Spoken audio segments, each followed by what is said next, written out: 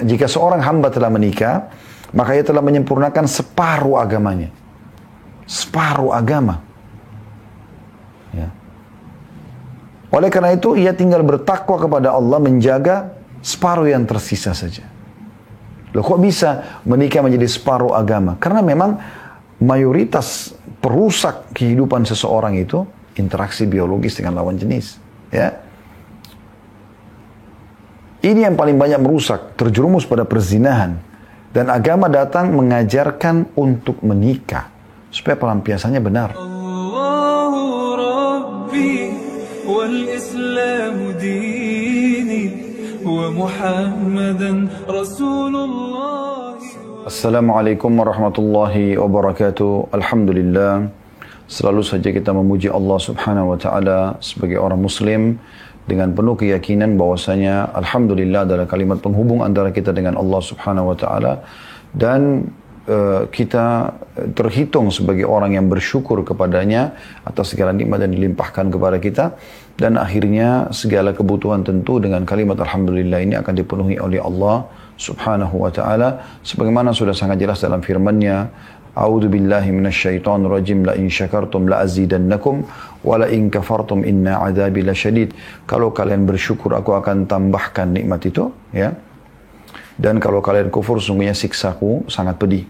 Juga selanjutnya kita panjatkan salam hormat kita kepada manusia terbaik yang telah Allah subhanahu wa ta'ala sendiri mengucapkan salam hormat kepadanya bersama para malaikatnya. Dan juga memerintahkan setiap orang beriman untuk mengucapkan salam hormat kepadanya. Serta dibalas satu kali salam hormat ini dengan 10 rahmat. Ya, oleh karena itu sangat wajar kalau kita selalu mengucapkan salawat dan taslim kepada Nabi besar Muhammad sallallahu alaihi wa ala alihi wa sahbihi wasallam. Selamat bergabung teman-teman dari Al-Azhar di medsos kami, juga bergabung di Zoom yang sudah disiapkan tentunya. Semoga insya Allah Allah mengikhlaskan niat kita. Begitu juga teman-teman yang sudah rutin mengikuti di medsos. Semoga Allah SWT ikhlaskan niat kita semua untuk menghadiri majelis ilmu. Tidak perlu melihat siapa yang menyampaikan, tapi apa yang disampaikan. Bila qala Allah berfirman, dan juga qala Rasulullah Rasulullah SAW bersabda, maka kita menerimanya. Kesempatan ini insya Allah kita akan membahas tentang masalah jalan menuju ke surga melalui rumah tangga. Dan setiap orang beriman, kalau ditanya tentunya, apakah Anda mau ke surga? Jawabannya iya, walaupun surga belum pernah dilihat oleh dia. Kenapa? Karena memang surga itu Allah jadikan sebagai balasan bagi orang-orang yang beriman, dan digambarkan di dalam Al-Quran dan Sunnah sebuah tempat yang penuh dengan kebahagiaan, penuh dengan ketentraman, penuh dengan kenikmatan. Ya, Allah subhanahu wa ta'ala mengingatkan dalam banyak firman-Nya, seperti misalnya dalam surah Al-A'la, A'udzu billahi minasyaitonir rajim, walal akhiratu khairul laka minal ula. Dan sesungguhnya kehidupan di akhirat nanti, maksudnya surga, lebih baik daripada kehidupan duniamu ini. Dalam ayat lain, walal akhiratu khairun wa abqa. Ya, kehidupan akhirat jauh lebih baik dan lebih kekal. Ya. Juga sabda Nabi SAW, perumpamaan dunia ini, kehidupan dunia ini dibandingkan kehidupan akhirat yang Allah siapkan di surga sana, hanya seperti telunjuk seseorang di antara kalian yang dicelupkan ke dalam lautan, kemudian diangkat. Lihatlah apa yang tersisa di jari telunjuknya dari air itu. Nah, itulah dunia ini, dan laut yang luas adalah akhirat. Berarti memang sesuatu yang luar biasa gitu, ya. Sesuatu yang besar-besar yang Allah janjikan di sana. Dan kita memang diciptakan oleh Allah subhanahu wa ta'ala sebenarnya menjadi ahli surga, teman-teman sekalian.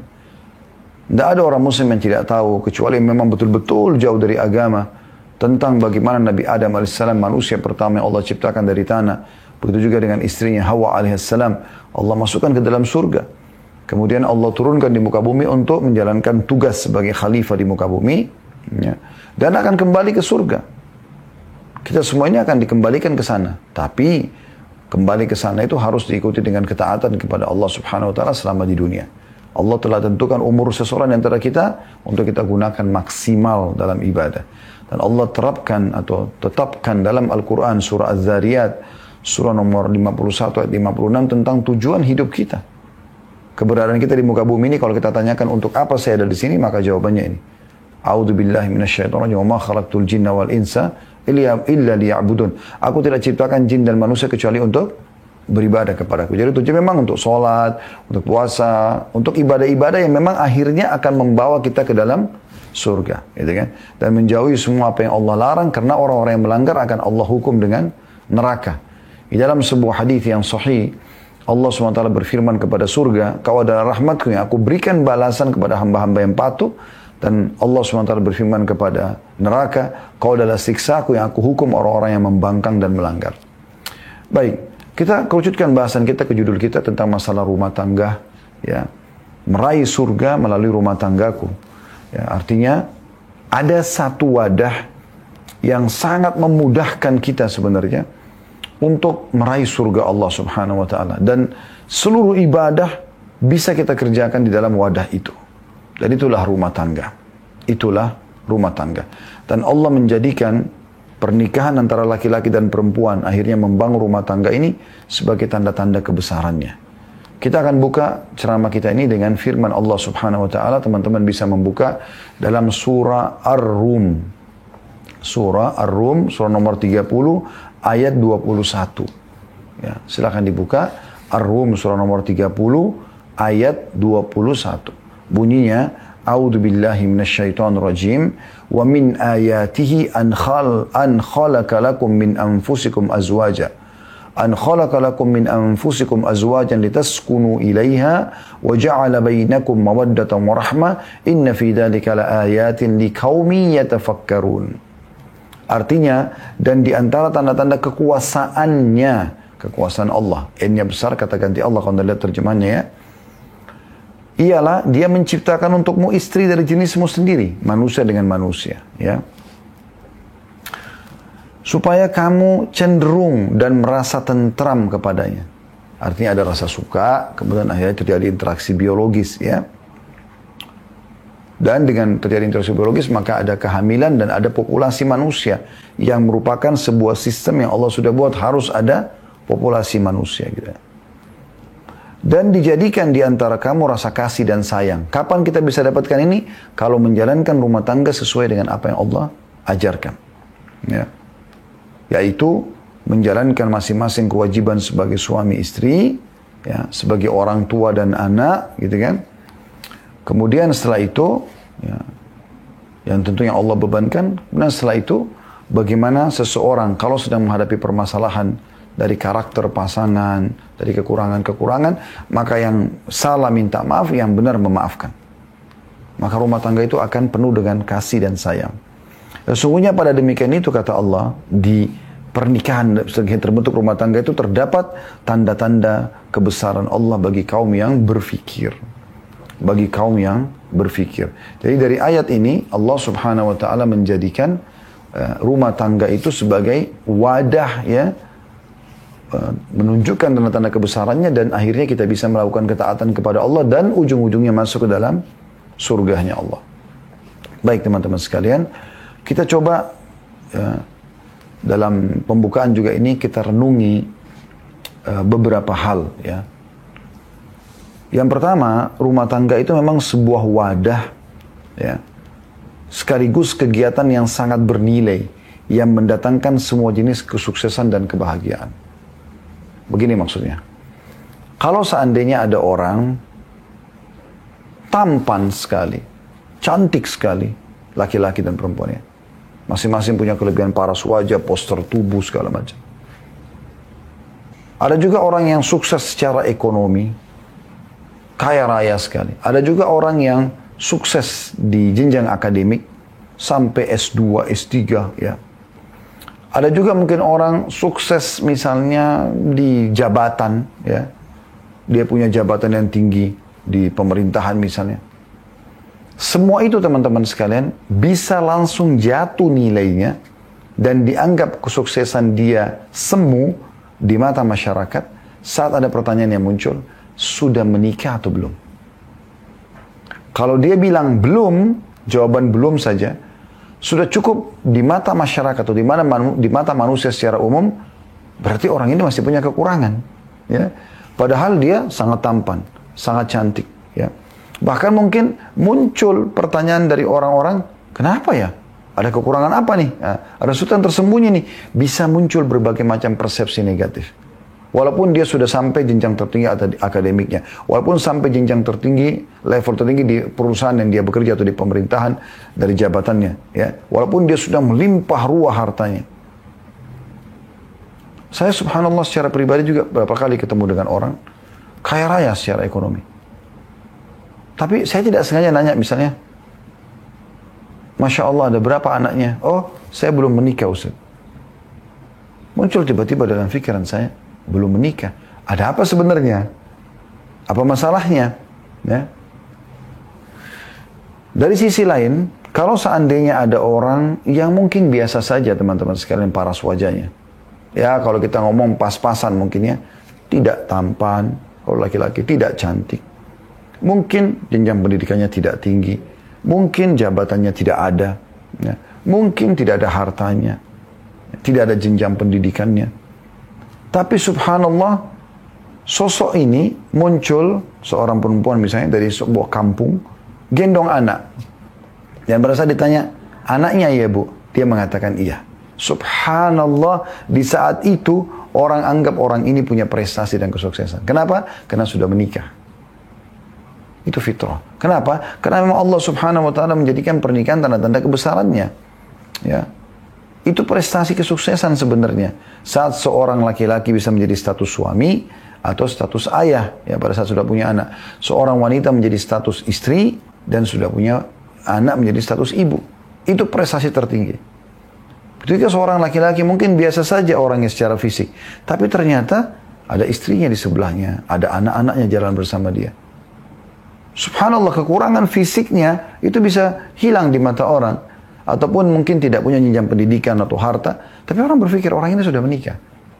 Itu yang saya masukkan di poin pertama dalam renungan pembukaan kita gitu. Dia sebuah wadah sekaligus kegiatan yang sangat bernilai, yang mendatangkan semua jenis kesuksesan juga kebahagiaan. Dan dari situlah beranjak kesuksesan kita. Kita bisa membangun prestasi kita dalam rumah tangga itu. Seorang laki-laki mungkin tidak punya kedudukan di masyarakat, tapi depan istrinya dia bisa punya kedudukan. Seorang wanita mungkin biasa saja di tengah masyarakat, tapi depan suaminya dia bisa dimuliakan. Seorang tua punya kekurangan banyak misalnya, tapi dia dimuliakan di depan anak-anaknya. Anak-anak belum paham apa-apa, tidak punya apa-apa di masyarakat, tapi bagi orang tuanya mereka adalah hal yang sangat mahal dan bernilai. Dibela, dididik, dan segala macam.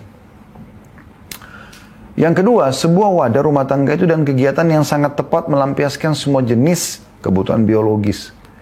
Kayak kata-kata cinta, rindu, puisi, ungkapan bahagia, bahkan sampai interaksi fisik, ciuman, pelukan, sampai peletakan kemaluan di kemaluan. Dengan cara yang benar dan terhormat, itu pernikahan. Allah kan memberikan kita syahwat nih.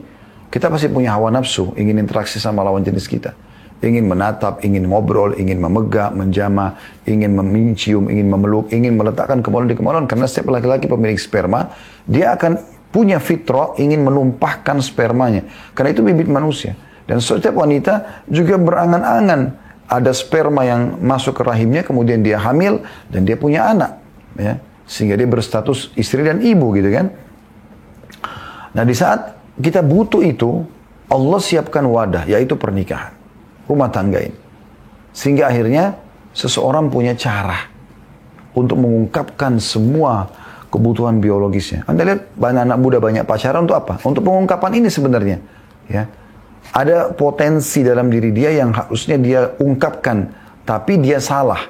Dia arahnya ke zina. Yang Allah katakan wala taqrabuz zina, jangan dekati zina itu. Jadi dari kata-kata, dari pelukan, dari ciuman sampainya peletakan kemaluan di kemaluan. Ini yang salah. Dan mereka menjauhi pernikahan, padahal pernikahan dan rumah tangga itu adalah sesuatu yang diperintahkan. Dan ada persepsi di tengah masyarakat kita yang perlu diperbaikin. Kesannya orang kalau menikah muda itu sesuatu yang memilukan dan memalukan. Padahal justru itu yang baik. Dia sedang menjalankan perintah agama. Ya. Dan dia punya tempat pelampiasan yang benar dalam masalah biologisnya. Nanti akan kita jelaskan lebih dalam di inti bahasan kita tentang masalah ya, tujuan-tujuan daripada rumah tangga itu. Ya, selain memang dari tujuan itulah kita beranjak untuk mencapai ke surga Allah Subhanahu wa taala. Yang ketiga, sebuah wadah dan kegiatan yang penuh dengan rasa kasih juga cinta, perhatian dan pengorbanan.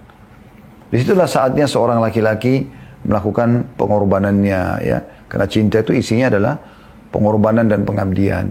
Dia melindungi istrinya, dia memenuhi kebutuhannya, dia menyayanginya, mengelusnya dan segala macam, memenuhi kebutuhannya. Seorang wanita juga melampiaskan, memberikan perhatian kepada suaminya, memasakkan masakan yang terbaik, merawat anak-anak, dan menata rumah dan seterusnya. Ya. Dan di situ puncak daripada perhatian. Tidak ada yang lebih mahal daripada ini. Makanya kata Nabi SAW dalam sebuah hadis, saya tidak menemukan ada kehidupan yang penuh dengan cinta yang sebenarnya dibandingkan dengan rumah tangga. Yang keempat, sebuah wadah dan kegiatan regenerasi manusia dengan cara yang benar, sehingga menjadi tanda kutip pabrik manusia yang mulia dan suci. Ya. Jadi rumah tangga itu memang dia pabrik manusia. Dengan rumah tangga terjadi interaksi biologis, maka adalah keturunan. Mandul ini di bawah 5% dari total manusia mungkin kurang lebih ya, yang mandul. Umumnya orang tidak mandul. Karena memang Allah SWT jadikan interaksi biologis ini, ya, itu penyebab adanya keturunan manusia. Ya. Cuma Allah jelaskan mana yang boleh, mana yang tidak boleh gitu ya. Kemudian yang kelima, sebuah wadah yang akan mengharumkan nama serta martabat dan membanggakan. Ya. Rumah tangga itu. Ya.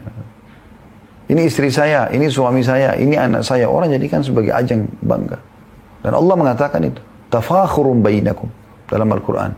Memang untuk bahan bangga, memang orang bangga. Bukan sombong tapi deh. Cuma memang kalau ditanya sudah menikah, alhamdulillah sudah. Dia bangga dengan itu. Bangga positif sini ya, bukan sombong. Istrinya banyak, oh itu istri saya. Masya Allah dia orangnya baik. Oh itu suami saya. Ya.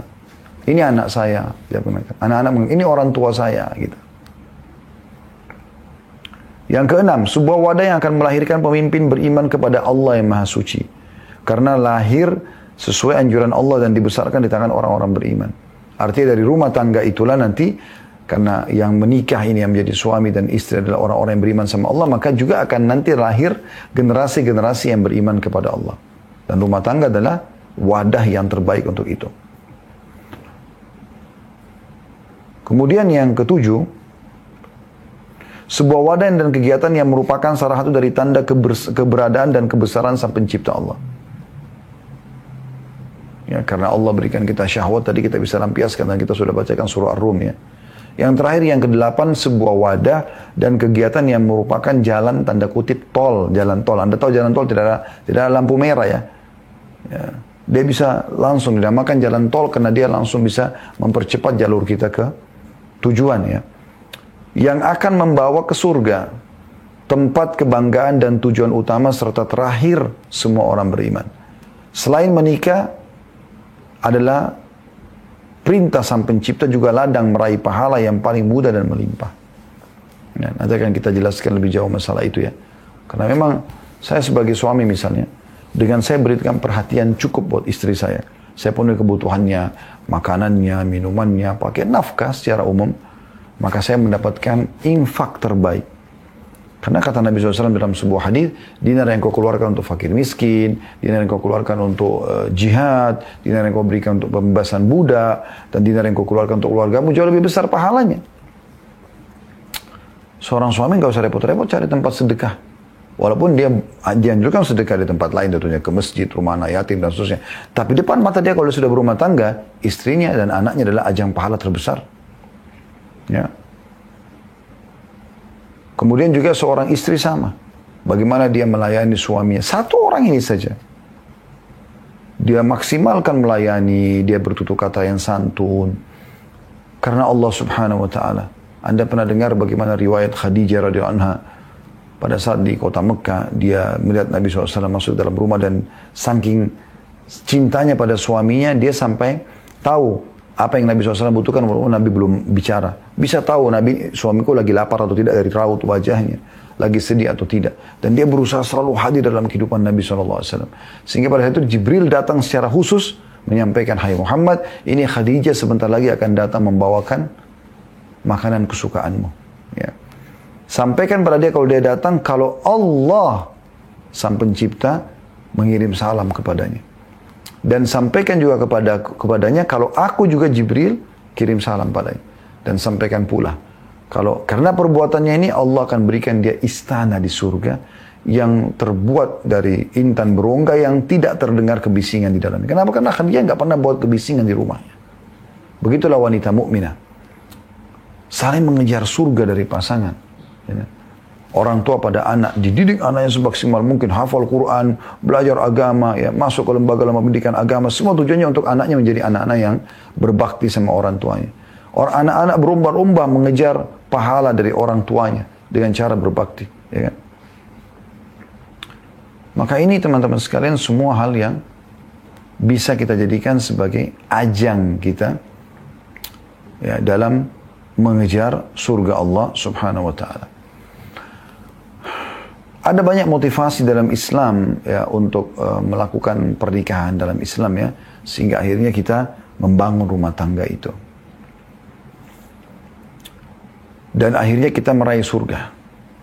Poin pertama, ini kita sudah masuk kepada inti bahasan kita ya, yaitu ketaatan kepada Allah dan Rasulnya. Karena untuk masuk ke dalam surga harus taat kepada Allah dan Rasulnya. Tidak mungkin, bahasa sederhananya beriman, gitu kan? Atau bahasa langsungnya beriman. Allah Subhanahu wa taala memerintahkan membangun rumah tangga itu. Jadi kalau kita kerjakan, kita sedang ibadah. Cuman memang saya mengajak semua teman-teman yang mengikuti acara kita ini yang sudah berumah tangga. Kalau dulu rumah tangga Anda bangun itu karena disuruh oleh orang tua, karena terlanjur suka dengan pasangan, karena nggak enak sama teman-teman, karena yang sudah menikah semua, karena faktor umur, ya, atau faktor-faktor yang lain.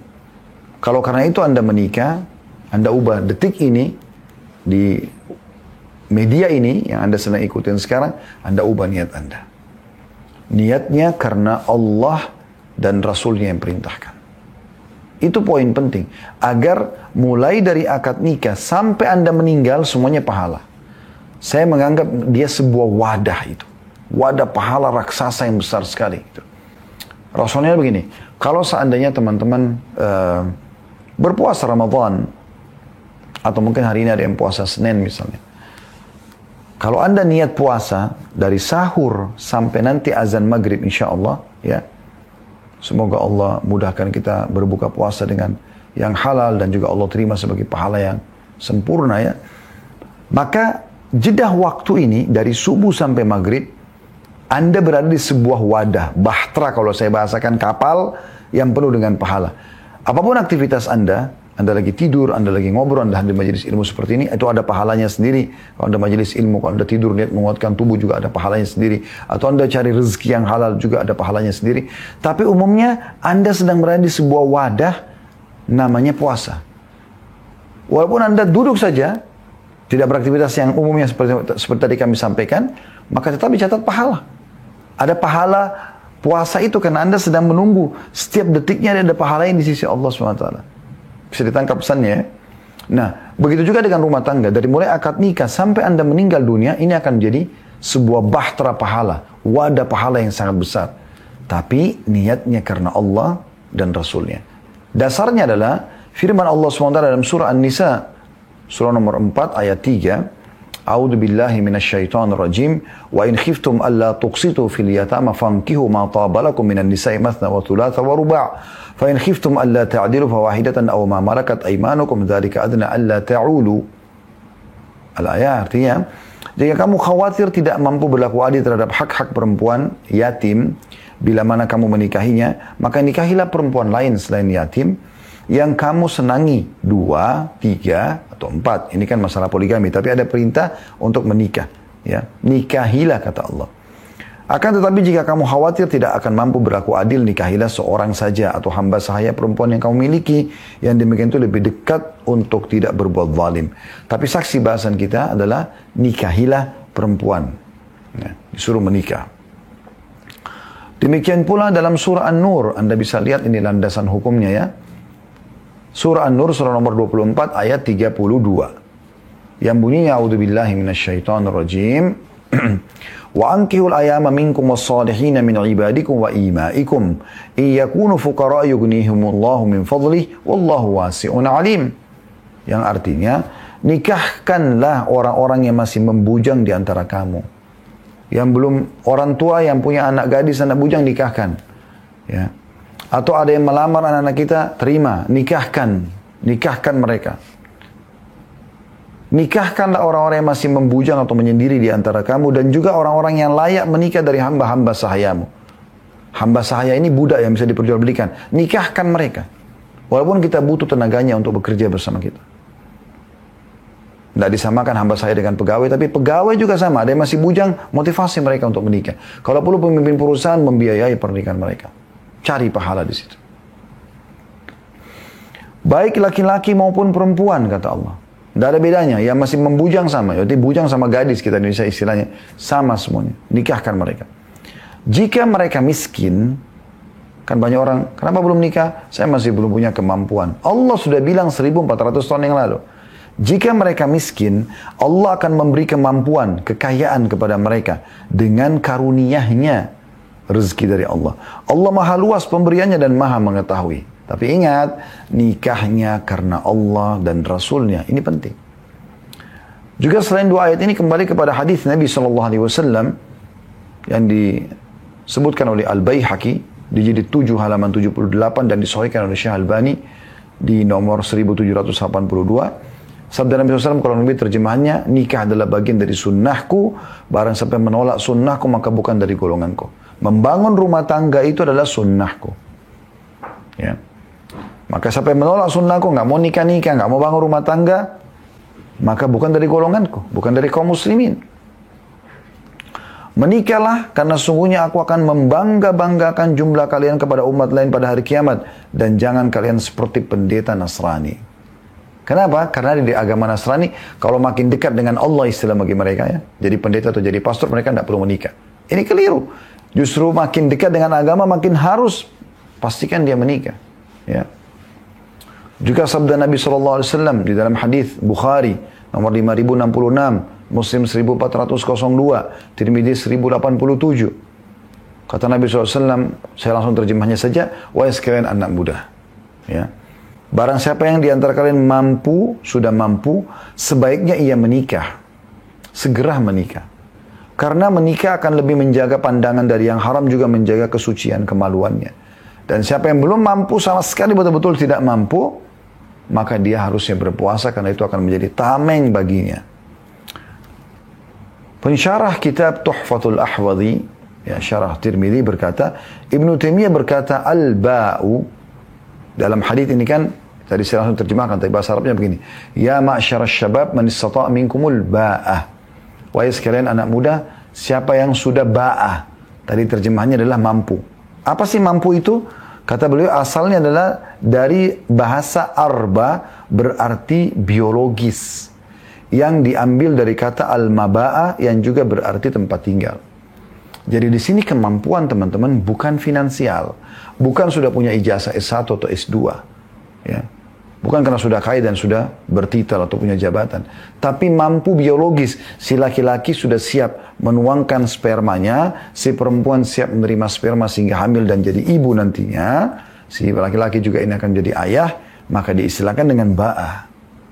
Imam Nawawi rahimahullah berkata, ulama berbeda pendapat tentang masalah ba' atau mampu. Dalam hadis menjadi dua pendapat. Yang kembali kepada satu makna. Dan yang paling benar secara bahasa adalah berjima, mampu berjima. Bukan mampu finansial. Bukan juga mampu, ya, titel karena sudah punya pendidikan, punya jabatan. Maka makna hadis, barang siapa yang sudah mampu jima atau melakukan hubungan biologis, maka menikahlah, ya. Maka menikahlah. Dan barang siapa yang belum mampu, maka tidak ada kewajiban bagi dia, ya, untuk menikah selama dia, ya, menjaga pelampiasan pada yang haram. Para ulama lain juga berkata, adapun orang yang tidak mampu melakukan jima atau biologis, maka ia tidaklah butuh berpuasa untuk mengontrol syahwatnya. Kalau dia betul-betul orang lemah syahwat sekali, gitu kan, maka dia pun tidak butuh menikah, dia tidak butuh juga puasa, ya. Maka dari sini bisa bermakna kemampuan menjalankan kewajiban, ya. Diambil dari kitab Tuhfatul Ahfadhi, jilid 4, halaman 168-169. Tapi inti daripada bahasan kita di tujuan pernikahan pertama ini adalah bagaimana supaya meraih surga ya, niatkan karena Allah dan Rasulnya yang perintahkan. Juga ada hadis ya, Nabi SAW yang menunjukkan pernikahan itu memang bukan cuma sekedar perintah Allah dan Rasulnya, tapi memang sunnah yang dianjurkan oleh Allah SWT kepada setiap Nabi dan Rasul. Dan mereka memotivasi umatnya agar menutup pintu syaitan mengalihkan kepada perzinahan. Sebagaimana sabda Nabi SAW riwayat Tirmidzi nomor 1086 dengan sanad hasan sahih. Kata Nabi SAW, arba'un min sunanil mursalin. Ada 4 perkara termasuk sunnah para nabi-nabi dan rasul. Al-haya'u yang pertama.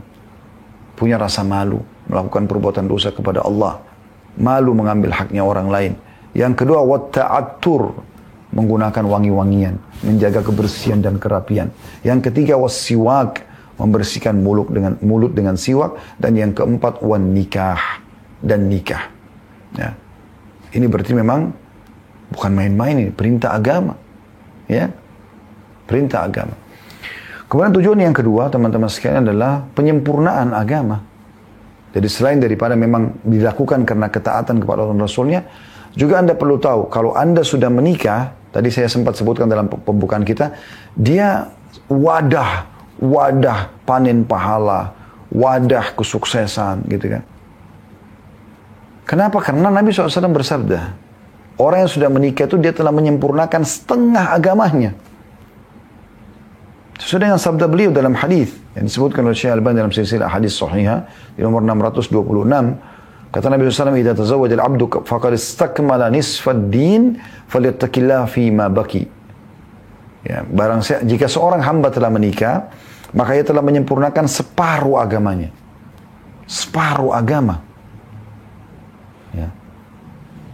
Oleh karena itu, ia tinggal bertakwa kepada Allah, menjaga separuh yang tersisa saja. Loh, kok bisa menikah menjadi separuh agama? Karena memang mayoritas perusak kehidupan seseorang itu interaksi biologis dengan lawan jenis. Ya. Ini yang paling banyak merusak, terjerumus pada perzinahan. Dan agama datang mengajarkan untuk menikah supaya pelampiasannya benar. Bangun rumah tangga itu, gitu. Jadi ini luar biasa. Berarti Anda sudah bisa menyempurnakan ya agama Anda. Setengahnya loh. Ya. Ini bukan main-main ini. Berarti memang agama yang merupakan kendaraan kita untuk patuh kepada Allah ujungnya surga, itu kita dapatkan setengahnya sudah langsung ada setengahnya. Kalau 100% berarti 50%-nya di rumah tangga.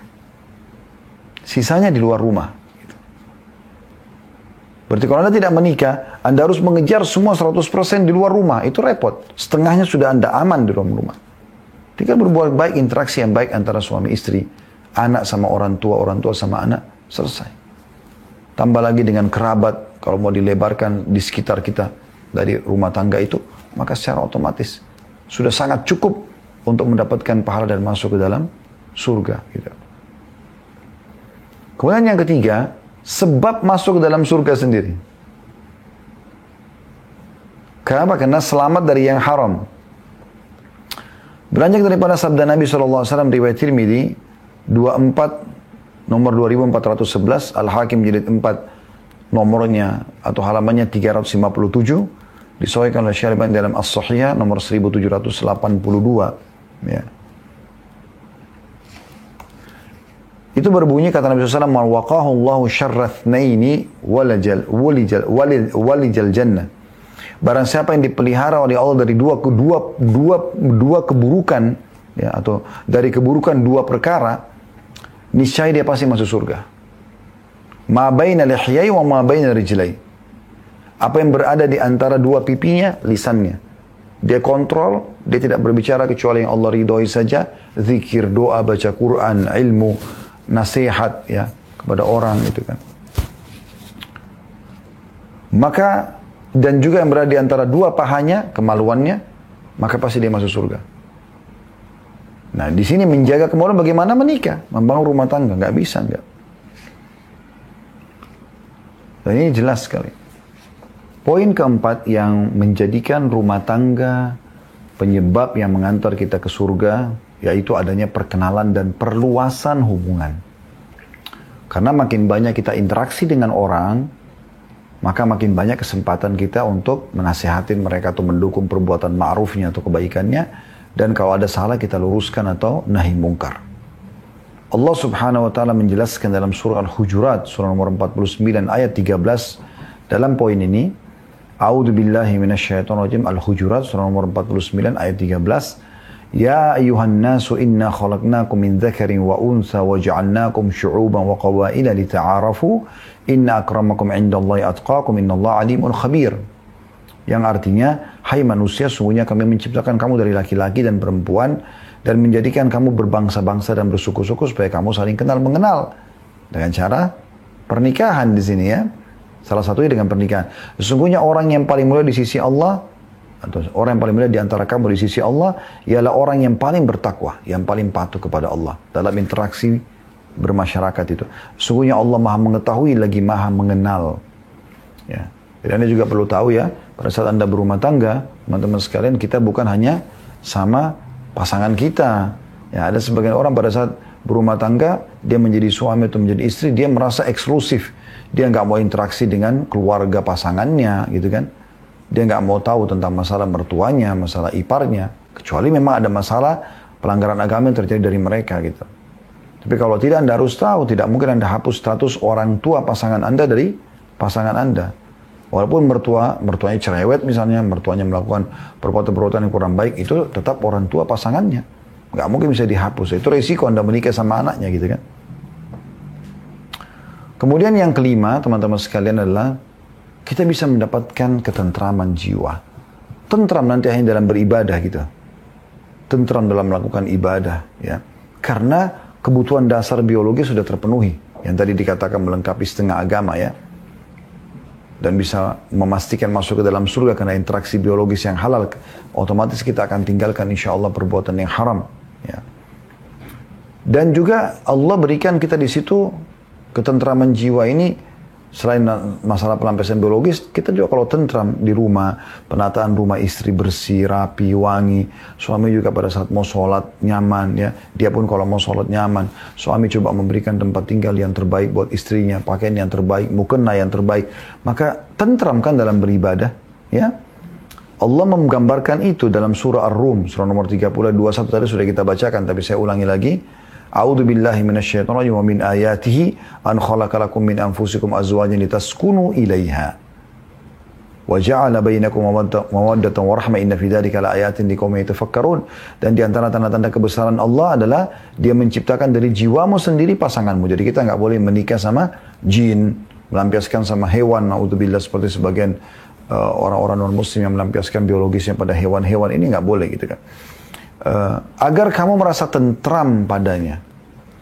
Ada ketentraman jiwa. Suami pulang kerja capek, kemudian istrinya sudah sambut, ya, udah disiapin handuk, sudah disiapin kebutuhan mandi, bersihkan badan di kamar mandi, ya, udah disiapin mungkin air putih atau teh hangat, sambutan yang baik. Maka masya Allah ada sebagian ikhwah yang Allah karunia mereka istri yang luar biasa. Suaminya pulang, begitu datang udah dibukain kaos kakinya, dibantu, ya. Dia karena ingin mengejar surga, suami juga membiarkan, bukan karena menghina istrinya, tapi karena memberikan kesempatan. Lalu kemudian direndam kaki di air hangat dulu, ya. Setelah itu kemudian baru ditawarkan mau makan atau tidak, dipandu, mungkin cuci tangan atau apa, ya, ditemanin. Kemudian mungkin ditawarin kalau mau makan dulu makan, kalau mau langsung bersih-bersih bisa, ya. Kemudian setelah itu keluar dari kamar mandi, ya, dia sudah temukan ranjang yang bersih, kamar yang wangi, istrinya yang sudah dandan siap kalau mau interaksi biologis. Bagaimana orang tidak rasakan ketentraman ini, teman-teman sekalian, ya? Seorang istri pun dia merasa kejenuhan dia dari pagi nunggu suaminya pergi kerja, begitu menjelang pulang dia merasa ada pangeran yang dia tunggu, maka dia dandan dengan bersih, dengan rapi, dan itu bagian daripada hal yang dibolehkan. Bukan hanya sekedar dan tidak menggunakan busana pun boleh depan suami misalnya. Lalu terjadilah interaksi yang sangat indah, biologis yang halal, yang kata Nabi SAW, di kemaluan kalian ada pahala. Pada saat sebagian sahabat miskin datang mengatakan, ya Rasulullah, sahabat-sahabat kami yang kaya mendahului kami pahala. Karena apa yang kami lakukan, mereka lakukan. Mereka sholat, kami sholat, mereka sholat, kami puasa, mereka puasa. Tapi mereka punya kelebihan, karena mereka punya harta yang mereka infakkan ya, kepada kami. Kami nggak punya itu. Kata Nabi SAW, Allah sudah jadikan pahala-pahala kalian banyak. Di setiap tasbih ada pahala, sedekah. Di setiap tahlil la ilallah ada sedekah. Di setiap takbir Allah Akbar ada sedekah. Di setiap tasbih subhanallah ada sedekah. Ya, amir ma'ruf ada sedekah. Nahi mungkar ada sedekah. Ya. Bahkan di kemaluan kalian ada sedekah. Maka para sahabat faham. Lalu mereka mengatakan, ya Rasulullah, ayati ahaduna ahlahu walahu fihi ajr. Apakah seseorang di antara kami menggauli istrinya mendapatkan kenikmatan biologis? Ada ketenteraman jiwa. Juga dapat pahala. Kata Nabi SAW, ara'aitum lawadatumu fil haram alakumul wizr. Tidakkah kalian lihat kalau kalian letakkan pada yang haram berzina, kalian dapat dosa? Kadzalika fil halal. Begitu juga dengan pada yang halal. Ada ketenteraman jiwa. Nah, dengan tentramnya ini, kemaluan terpenuhi kebutuhannya, perut terpenuhi kebutuhannya, pandangan mata, hidung semua terpenuhi dengan indah, dengan wangi. Bagaimana bisa nggak tentram, teman-teman? Dan ini tidak ada kecuali dalam rumah tangga. Ya. Kalau orang berzina segala macam nggak bisa. Dia sama naudzubillah pelacur-pelacur itu paling cuma sejam 2 jam selesai. Ya. Dan mereka akan bekerja cari lagi laki-laki lain supaya mereka bisa mendapatkan kehidupan. Beda dengan istri yang hanya fokus kepada Anda satu, karena tidak ada poliandri dalam Islam. Kalau Anda sudah menikah dengan wanita ini, maka wanita ini hanya bisa memiliki satu Anda suami, nggak boleh yang lain. Tidak ada poliandri dalam Islam. Maka ketenteraman jiwa ada. Allah mengatakan litaskunu ilaiha, agar kalian tentram kepadanya. Kenapa di sini dikatakan litaskunu ilaiha, kepada perempuan? Karena memang perempuan menenteramkan jiwa. Ya. Perempuan-perempuan yang tidak bertakwa sama Allah saja yang buat tidak ketentraman gitu kan. Dan menjadikan di antara kalian rasa kasih dan sayang. Allah yang membuat muncul itu.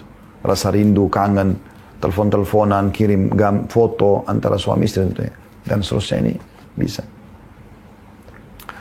Yang keenam, keturunan yang saleh. Ini juga menjadi penyebab masuk ke dalam surga, ya.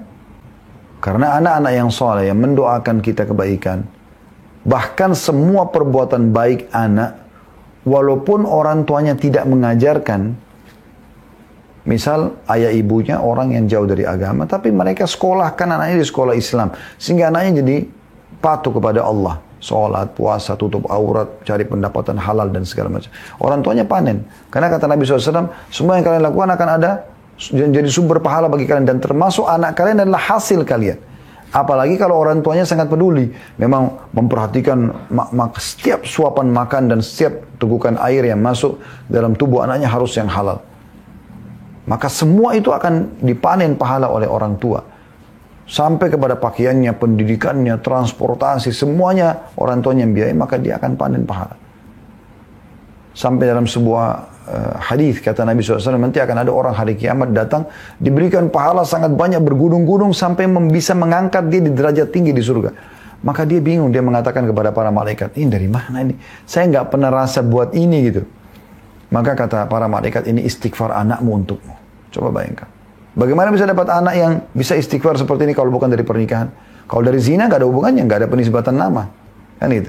Jadi dari rumah tangga itu, ya.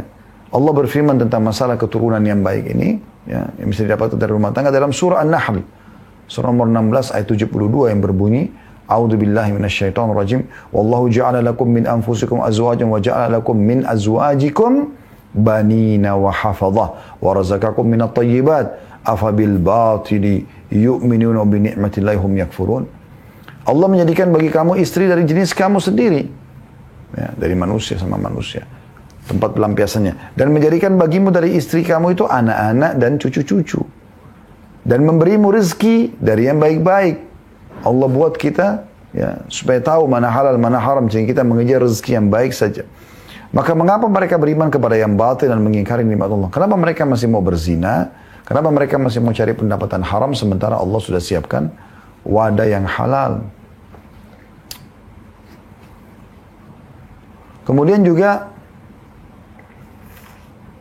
dalam surah Asy-Syura tentang keturunan ini, surah nomor 42 ayat 11, Allah SWT berfirman, A'udzu billahi minasyaitonir rajim, Fatirus samawati wal ardi ja'ala lakum min anfusikum azwajan wa minal an'ami azwaja yadhra'ukum fi laisa kamitslihi syai'un wa huwas samiul basir. Yang artinya, dialah pencipta langit dan bumi, Allah. Dia menjadikan bagi kamu dari jenis kamu sendiri pasangan-pasangan dan dari jenis binatang ternak pasangan-pasangan pula. Dijadikannya kamu berkembang biak dengan jalan itu. Ya. Tidak ada sesuatu pun yang serupa dengan dia dan dialah Allah yang maha mendengar lagi maha melihat. Dari sini teman-teman sekalian kita bisa lihat ya bagaimana Allah SWT mengatakan ya yadhra'ukum fi. Allah kembang biakkan kalian punya keturunan dari situ.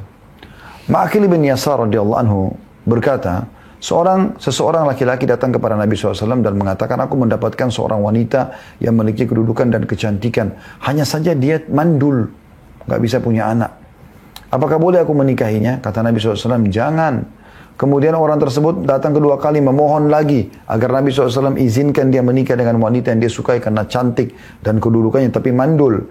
Kata Nabi SAW, jangan. Ketiga kali orang itu datang lagi, Nabi SAW mengatakan jangan. Kemudian beliau bersabda, nikahilah atau nikahlah dengan wanita yang mempunyai sifat belas kasih, penyayang, suaranya lembut, bukan perempuan yang suka teriak-teriak, yang penuh kasih sayang, suka merangkul suaminya, suka mengalah, suka memaafkan, dan subur keturunan. Karena aku akan berbangga dengan jumlah umatku atau jumlah kalian kepada umat-umat lain. Diriwayatkan Abu Daud nomor 2050 dan anak saya 3227. Yang ketujuh teman-teman sekalian, pernikahan dan rumah tangga itu akan menjadi sumber rezeki sendiri. Karena setiap orang ada rezekinya, suami ada rezeki, laki-laki ada rezeki, istri ada perempuan ada rezekinya. Begitu digabung, ini kan juga jadi lebih banyak. Maksudnya penggabungannya ini.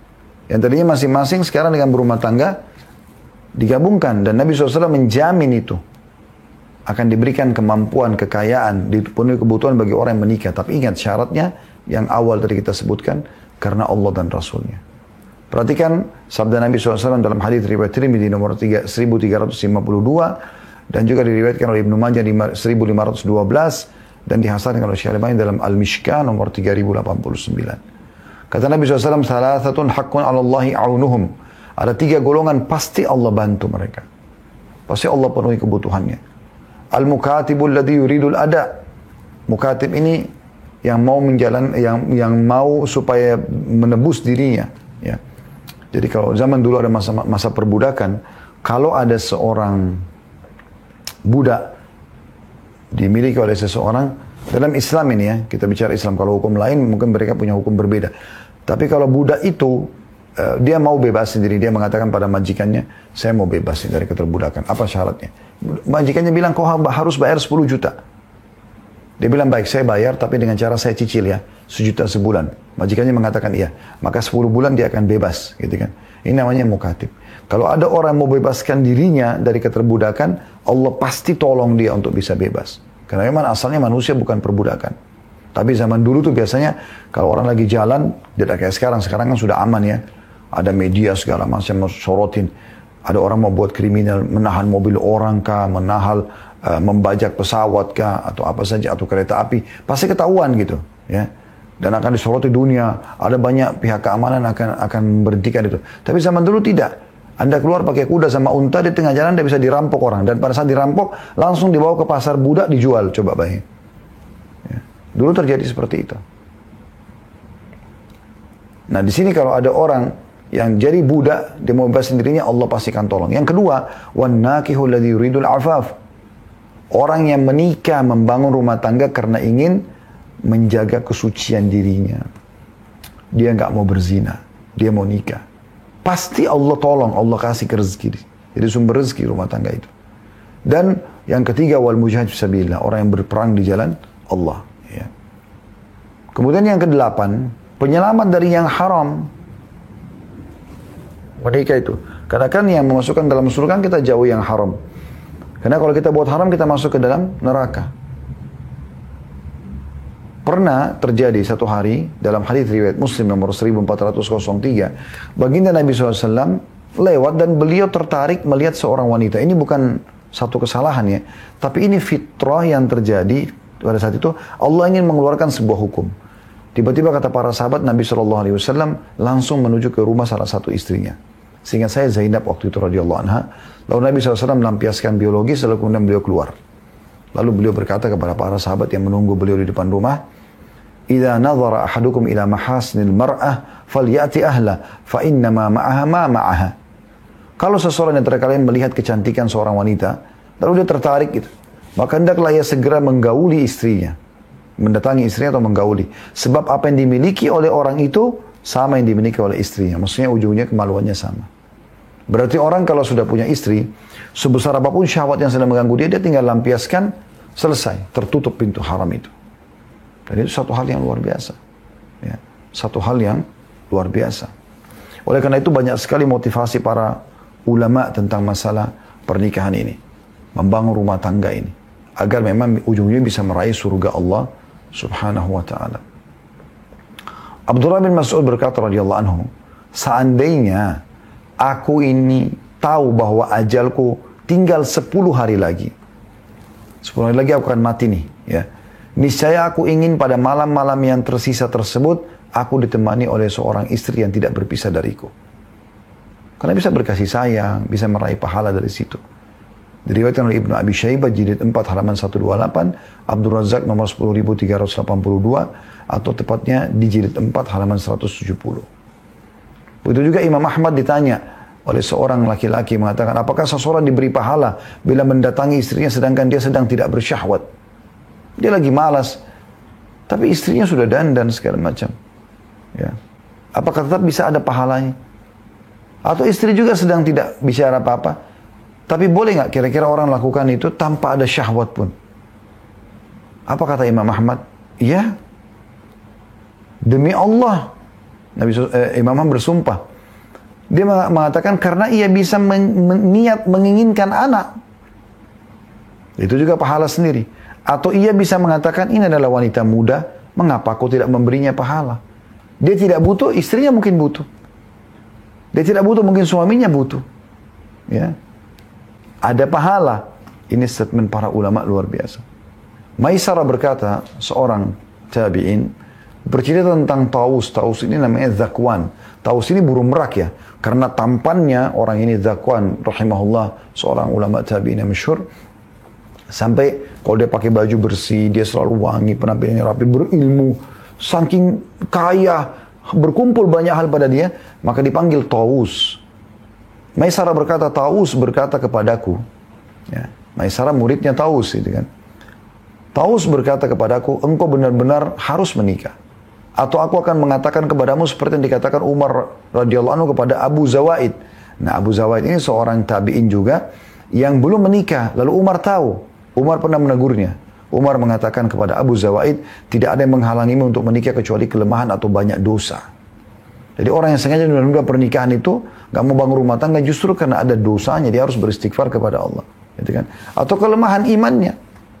Diriwayatkan oleh Abdul Razak nomor 10.384 dan juga ini dinukil dari kitab Syiar Alam Nubala ya, di jilid 5 halaman 47 sampai 48. Wahab ibn Munabbi berkata rahimahullah, bujangan itu seperti pohon di tanah gersang yang diombang-ambingkan angin. Demikian dan demikian. Diriwayatkan oleh Abdul Razak nomor 10.386. Ya. Banyak sekali ya, hubungannya antara rumah tangga itu dengan menuju ke surga. Tinggal teman-teman kita simpulkan kurang lebih gambarannya. Seorang suami pada saat dia jadi suami dan dia menikah, sangat terbuka pintu menuju ke surga.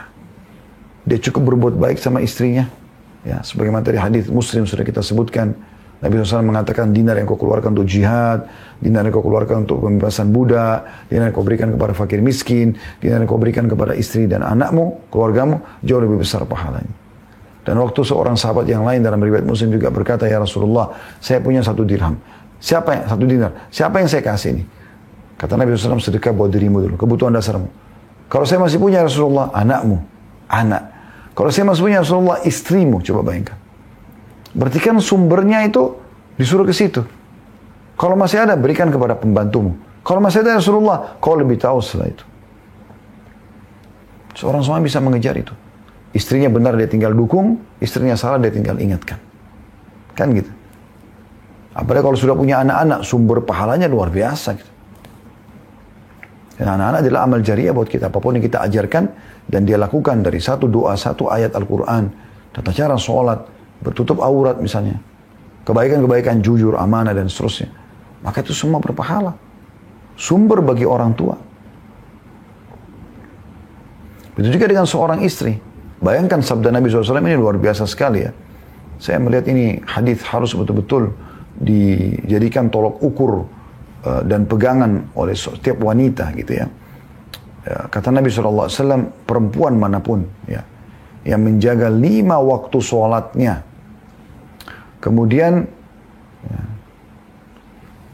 berpuasa Ramadannya, nggak disebutin sholat sunnah, nggak disebutin puasa sunnahnya, yang wajib aja 5 waktu sholat, 5 wajib ya, 5 waktu sholat wajib, subuh, duhur, asar, maghrib, isya, puasa Ramadan setahun sekali, dan mentaati suami, setia pada suaminya, memenuhi kebutuhan-kebutuhan suaminya.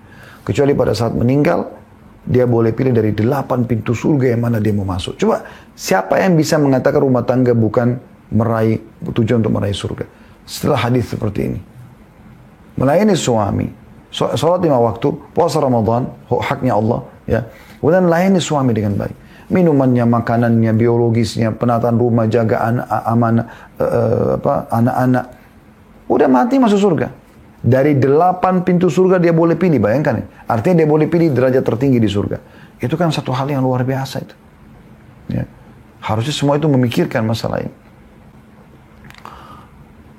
Begitu juga hadis-hadis yang lain, ya, seperti hadis Nabi SAW dalam riwayat Tirmidzi, ya, tidak ada seorang istri yang meninggal dunia lalu suaminya ridho. Ridho itu kayak merasa kehilangan karena selama hidup luar biasa pelayanannya gitu, ya. Bukan hanya sekedar pada saat lagi suka dia suka suaminya, enggak. Tapi memang di saat duka pun dia selalu hadir bersama suaminya. Lagi sakit, lagi stroke, dia langsung bisa melayani suaminya, ya. Maka suaminya ridho, merasa kehilangan, kecuali pasti dia masuk surga.